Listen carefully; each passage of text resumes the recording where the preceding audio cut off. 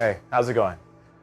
Just wanted to take a moment to just be able to share with you guys a couple of things that have been going on in my life to maybe give you guys a little bit of clarity about everything that's going on. Now, first things first, since we all have the attention span of gnats, I'm not leaving. So if you don't get anything out of this short video, that's what I want you to know. This is my church, it's where I belong, it's where my family belongs, and I'm not leaving. So now that we've gotten that part out of the way, I just want to share a little bit about what's been going on. So, for those of you who've been in Inspire for the last couple of weeks, we've been talking a lot about how God created us a certain way. Like we've all got skills and gifts and passions.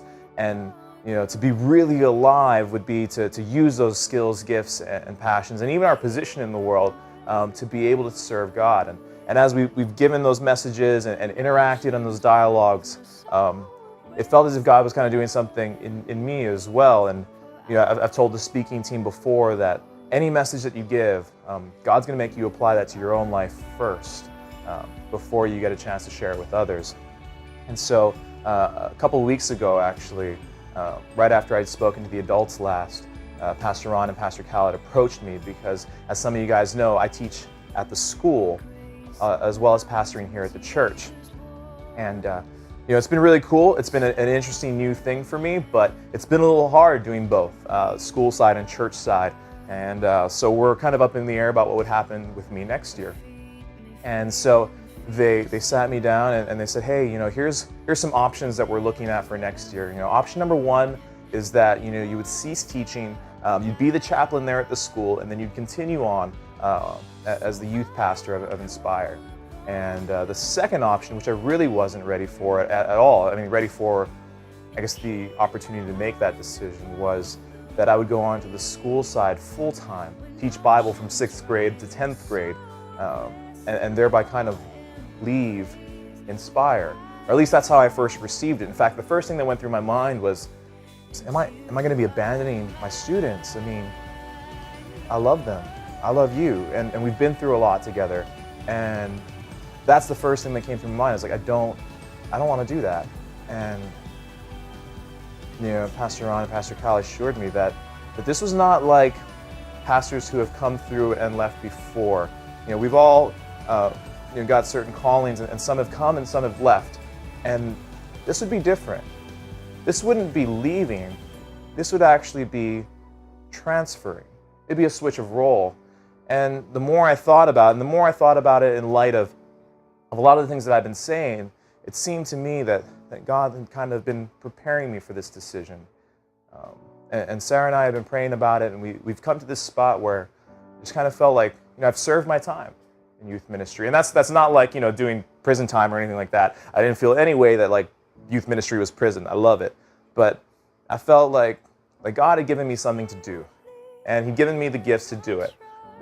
One thing I've learned is that I'm good at communication. The other thing is that I'm good at community building, and that's what we needed these last 5 years. We needed to build community, to create a place where people felt loved and accepted, and where we could hear and engage with God in real ways, in meaningful ways for our generation. And I'm good for that, and I was able to do that. But it feels like Inspire needs something else. Like we've got to go into this new step, this new direction that, I'm not the guy for. And I'm okay with that, because God made us all different and unique. And so we all have a part to play, and there is someone for that, and he's going to come along, or she's going to come along and take it that next step. And as soon as I kind of felt that ease, I felt like, all right, I think I can make this decision.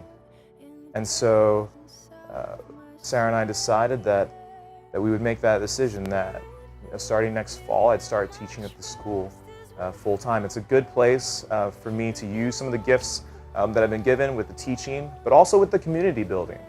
One of the things that's made me sad over these last 2 years is I've been so busy with all of these other pastoral responsibilities that I've had no time to connect with the kids at the school. I don't even know this year's 8th grade class. I know their names. I could pick them out in a police lineup, but I don't know anything about them. And that's sad, because they're here 5 days a week, and I could be building relationships with them. I just don't have the time for it.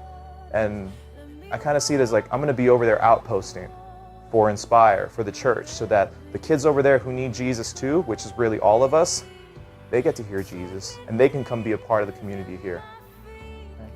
So 3 things that we really want you to know. Number 1, we said at the top of the video, I'm gonna say it here, I'm not leaving, okay? This is my church, this is my family's church. We're here, okay? I'm not going anywhere, just changing the role. Number 2, the relationships are real, okay?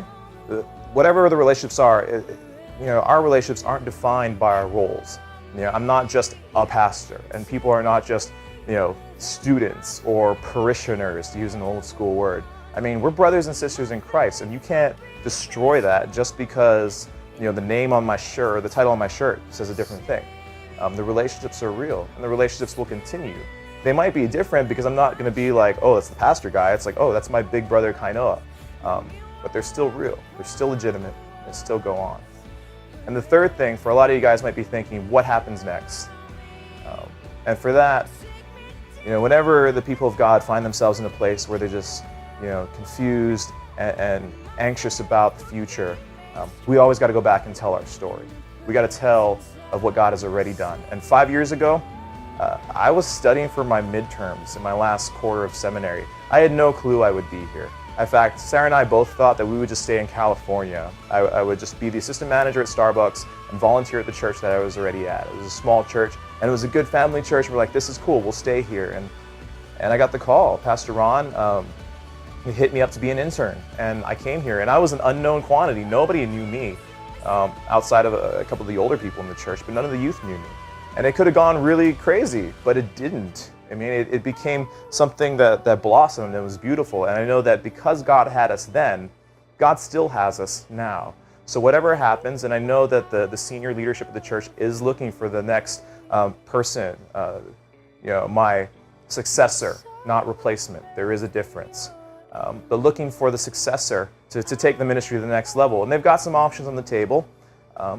But that's really actually besides the point, because the community is such that, each one of the students and each one of the volunteer leaders has been given gifts and skills and passions and a place in Inspire so that, they too can rise up and lead it together as a community. Because if anything, Inspire has never been about I and me, but about us and we. And so we will continue to thrive. We will continue to follow Jesus. We will continue to build community. We will continue to challenge our culture because we are Inspire.